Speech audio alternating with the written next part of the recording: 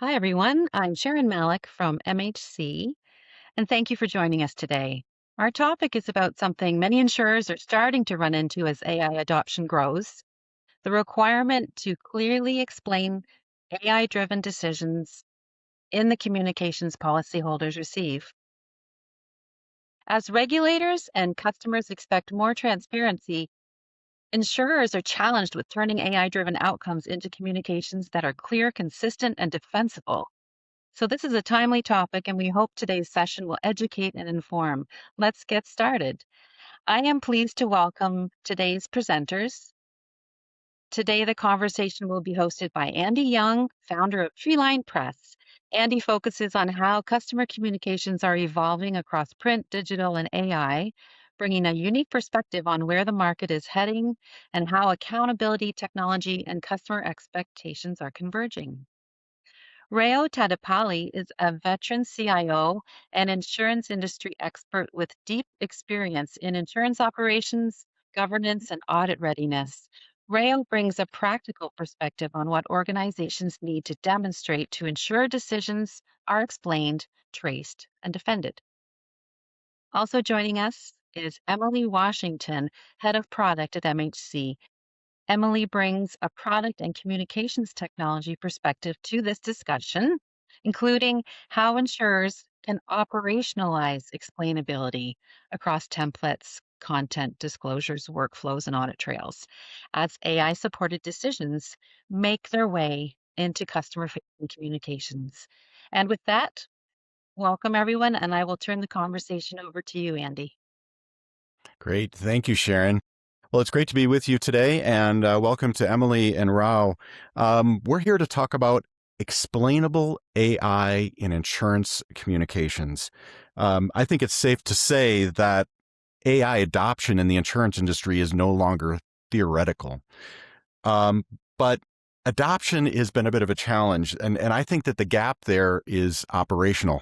According to McKinsey, who just released a study of 10,000 business leaders, in that study, they said 88% of those leaders are adopting and deploying, at least to some extent, AI in their organizations. But 86% of that same group said, but we haven't put it in front of our customers yet. And I think this is sort of the reality of explainability, of understanding what's happening inside of that black box, which, Rao, you so elegantly described it as. So explainable AI is really a solution to the problem that AI has created in the insurance industry. And so, Rao, I wanted to turn the first question over to you, which is, why is this black box, this AI decisioning, such a problem in the insurance industry? Well, Andy, before I answer the question, just let me add a little bit about the explainable AI. See, explainable AI is about making the AI system understand humans. It's the system that is understandable to the humans. So which means not just one outcome, but how it can be made. And that's why it's really important. It's important in most industries. But in insurance, which is a highly regulated industry, it's even more. Mm-hmm. So well, in this case, what makes insurance different than other regulated industries? Because we may have listeners that are maybe coming from banking or financial services or elsewhere. What's unique about in AI in the insurance space? Yeah, insurance in general is basically what I call, it's driven through contracts, policy contracts and various packets. A lot of them are very complicated in nature.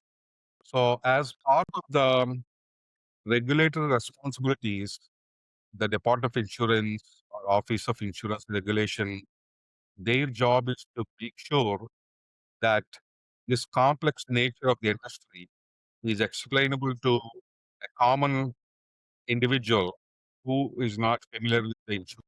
So it is very important that protect the policyholders from being taken advantage of. So, Emily, what should a communication team in an insurance company understand about what's happening with AI upstream and the data risks affiliated with that? Yeah, I think a lot of what Raul was just describing, we've been focused so heavily on how to make the decisions, how to leverage AI models to do the decisioning. But I think what gets lost is the need to um, make sure that the customer communication is reflective of the appropriate decision. So every letter, email, portal message that you are communicating to your customer, that's the accountability moment. When a customer challenges a claim or looks at the policy document and believes there's an inaccuracy, you need to be able to trace that back to its source. Yeah. So basically, before a decision can explain to a policyholder what happened, the organization needs to know what actually happened, right? Where is this data and everything coming from that actually was communicated to the customer? So let's talk a little bit about that upstream decisioning and what we call traceability. Um, and I guess Raul, maybe you can speak to the necessity of that. But what does an organization need to capture upstream before a communication is created so that they can explain or defend that decision later? Yeah, basically, again, it depends on, the line of business. If you think about homeowners insurance, so there are different factors that need to be captured when you are actually pricing a particular home, you know, because not only is the policyholder needing to know, but the regulators wants to know why you charge X amount of dollars for this house and Y amount of dollars for another house. So you should be able to collect all the data that is needed for you to explain, because you have to basically establish fairness and you are following the rules and whatever filings you made and report of insurance about your rates. I might give a comparison, may not be the exact analogy, but like if I'm making a product, you know, you have to be all the bill of materials that went into the product, not only the design. If you think about a car, it has like 4 tires, etc., etc. Same way in insurance, if you're saying that this policy costs this much money, you got to take and record, store all the information that you use to arrive at that point. So it is extremely important. It's not just because of AI. This is how it has been from day one, you know, because you don't expect. However, with AI, it's more challenges. But if AI is doing that, we can't get away from the responsibility of documenting. Yeah, that documentation point is really interesting, and I was really fascinated by how you described it as a product. And I don't think most consumers think about insurance as a product, but from the insurer's perspective, it is a product. And effectively, each policy is an individual product, right? Made up of a lot of parts and components. So, Emily, what happens downstream when communications and this, the team, operational team responsible for creating those receives incomplete or unclear decision information? What happens? Yeah, if you think about the types of communications that you're generating, that policy document, those claims documents that refer back to a policy, the communication always needs structured inputs. So when you think about, the AI models generating results, we can't take free text narratives. We have to take very structured outputs. It has to be accurate. And so what we end up doing with it on the communication side is we need to be able to map to approved language reflective of reason codes that are generated. The readability for the customers and the traceability has to be understood by the end customer as opposed to the agent or teams upstream. So it's very important to have that traceability across each of those steps before a communication is generated. Because if the customer doesn't understand it, if it's not explainable, that's where you continue to increase reputation risk, other sorts of compliance issues, and so forth. Yeah. So So, I'm sorry. no, go ahead. No, I was going to say, so I wanted to dig in a little bit into this sort of use case of claims, because I think talk about the product. This is how a consumer experiences the product, right? They have a claim, auto accident, or some other house claim of some type, but it's sort of kind of where the rubber hits the road, and so to speak, from an AI perspective of those reason codes, right? It's going to generate a list of these codes and say, well, your claim was denied, which is probably where from a customer experience perspective, where things get really interesting, right? So this is, I guess, where AI, the use of AI becomes real, I guess is what I'm saying. So Rao, why do these claims need such a clear explanation? What are these reasons codes doing, and why is it so necessary to have clarity on those when a communication is created and delivered to a customer? Yeah, Andy, you just said basically claims is really critical, because insurance is about the promise to pay when the policyholder needs the security of whatever happened, whether it's an accident or a natural disaster or any of those kind of things.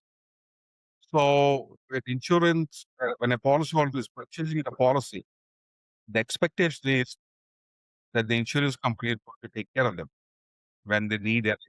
That's the promise. Yeah, absolutely. Now, Emily, you're with MHC Automation, so you're the messenger, right? You're not effectively, MHC isn't making the decision. It's just taking the data coming from the system that says, this is our decision. Please communicate it to the customer. So in that sense, when a claim decision becomes a communication, what do you need to do really well in that layer, in that process of, okay, we have a decision, now we have to go tell Rao whatever that is? What are the things from a communication perspective that need to happen? Yeah, there's two main aspects of that. The first one is the accuracy of the data that's being communicated. That decision has to be right.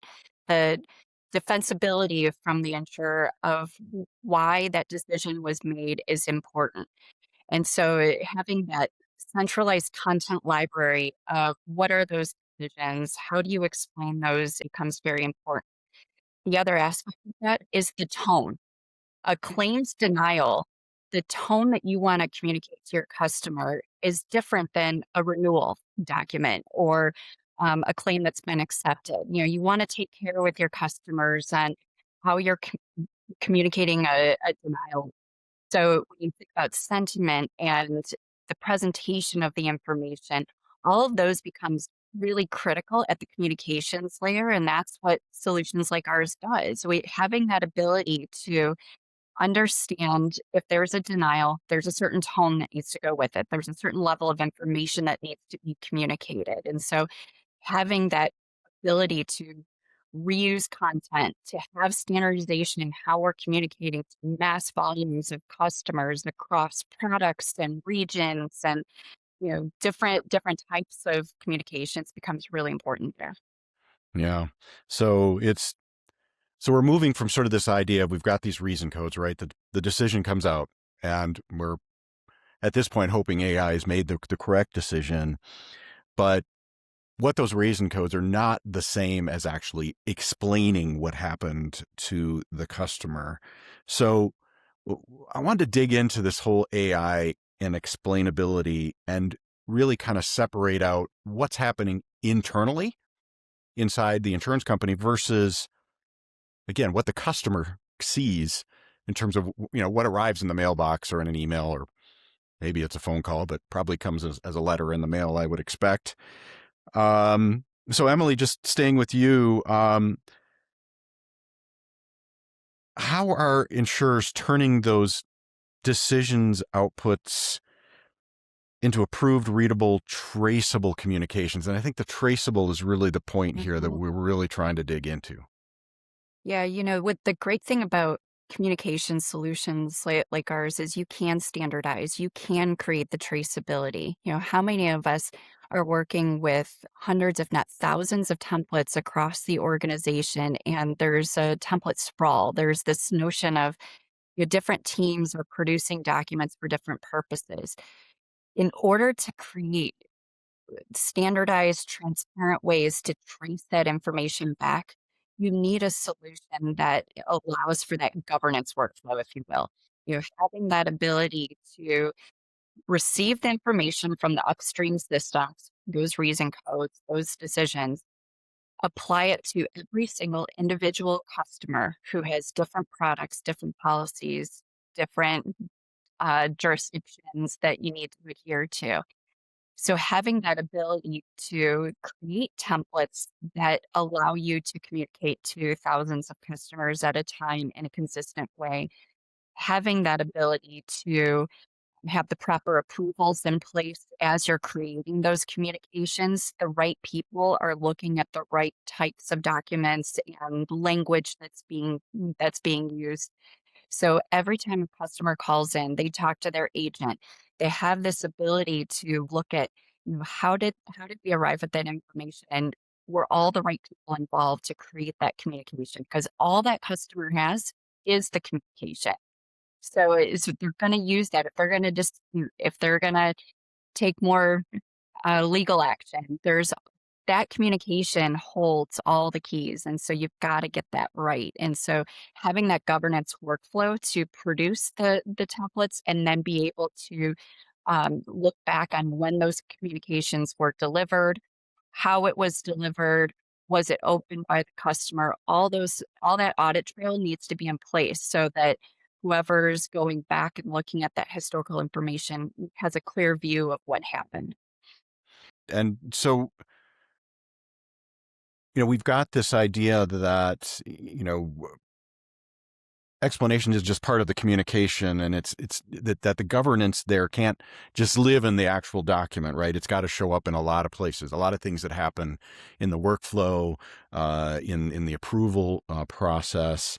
And you mentioned governance.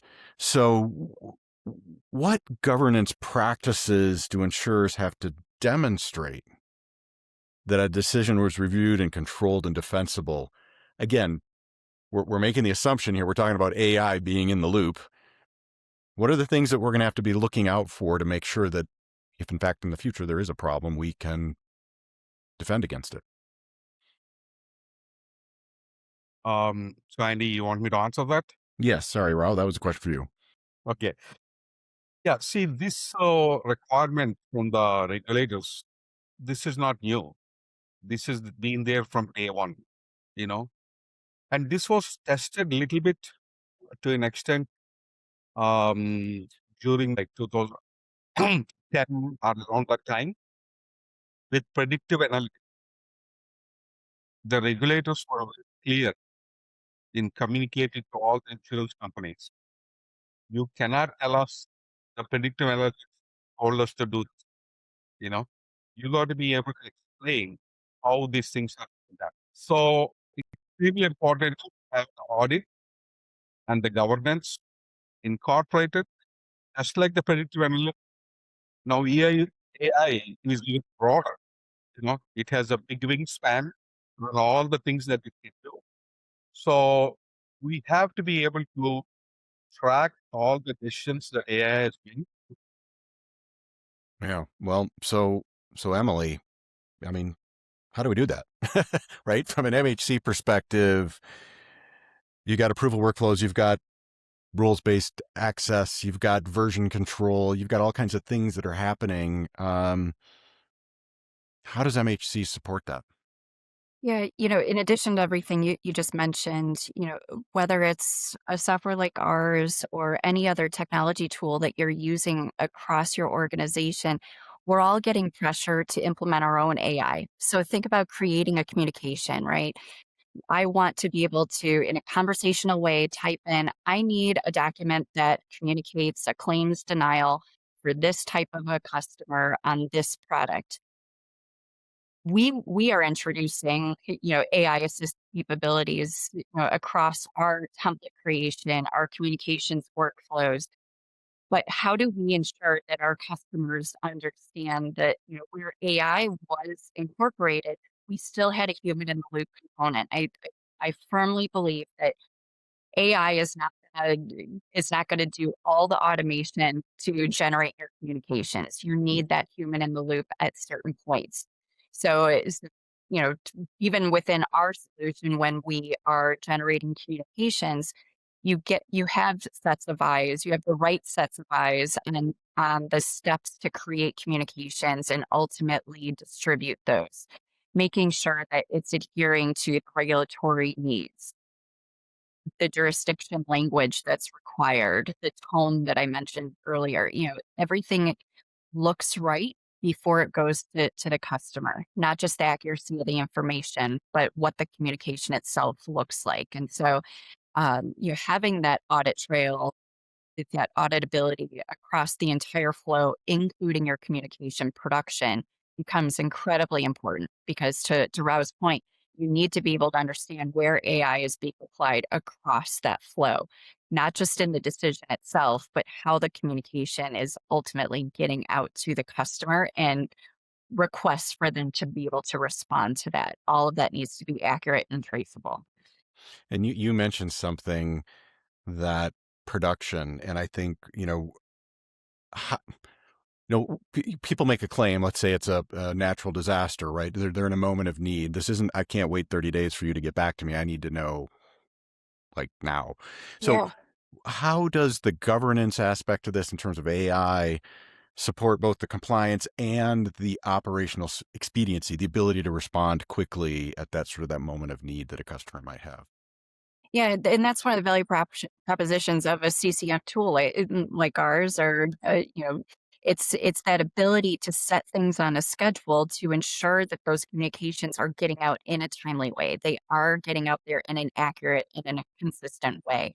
So once you establish what that cadence looks like, and depending on not only the reason code potentially for a denial or underlying product that we're communicating on behalf of, there's SLAs that are always in place with your communications, and you have to ensure that that those are getting out in a scheduled way. So part of a CCM solution's benefits is having that ability to standardize as much of that as possible, so you don't need human eyes on every single communication that goes out, or having that ability to miss entire customer bases that should have received a communication that didn't. Again, that traceability of ensuring, based on a workflow schedule, how you're orchestrating that, all of that becomes a lot smoother for you to be able to get your communications out in a timely way. The last topic I wanted to touch on was trust and the experience that a consumer has in those moments, right? Claim denied or price increase. Um, Emily, how can teams make their communications explanations more explainable and understanding without giving up on the compliance side, right? We've got guardrails we got to stay in. So how do you manage through that? And again, sort of where does AI sort of fit into that Yeah, I conversation? mean, from a when you look at a communication, us as consumers, when we get any sort of communication from our insurance carrier, we don't know what's AI generated and what's not, right?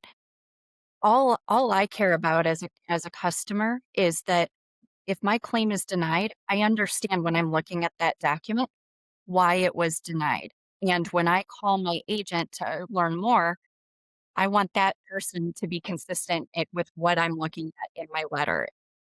From an MHC standpoint, our job is to make sure that we're providing the last mile of control, that governed, auditable, consistent way to convert that decision into something meaningful that the customer can understand.